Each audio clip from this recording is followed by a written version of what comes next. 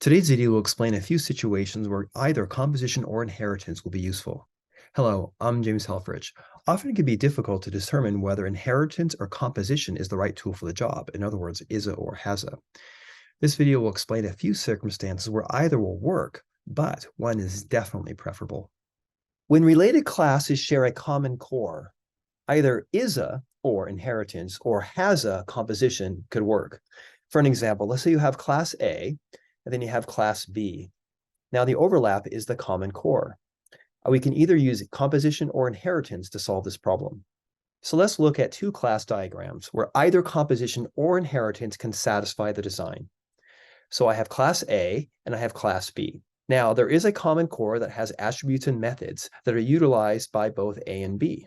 Now I can either use composition by having a member variable called common core, which is related to common core by composition, or I could do the same with inheritance. In either way, class A and class B have access to common core's attributes and methods. So there are two best practices. The first is class relation design should strive to achieve complete alignment. In other words, the structure of the class relations should reflect the problem domain. And the second, when that does not help, prefer composition over inheritance. So let's take a look at an example.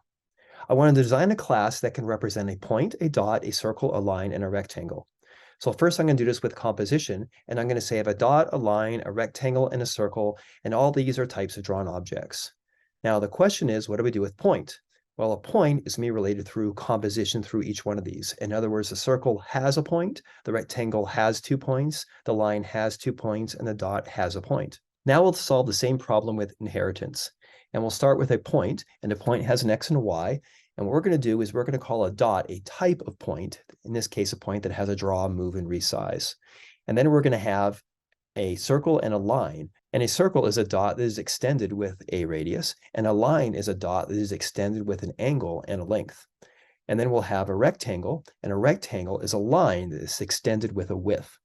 Now, observe, both of these work, right? The computer doesn't care. It will treat them both the same and it's going to work. But the question is, which one better aligns with the problem domain? If you ask a user, are they going to think that a rectangle is a type of line or a different beast altogether?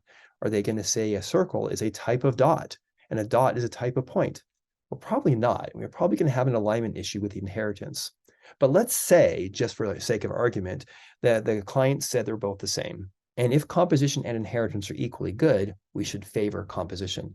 You can learn more about this in the either is a or has a section of the is a and has a chapter of the software design textbook.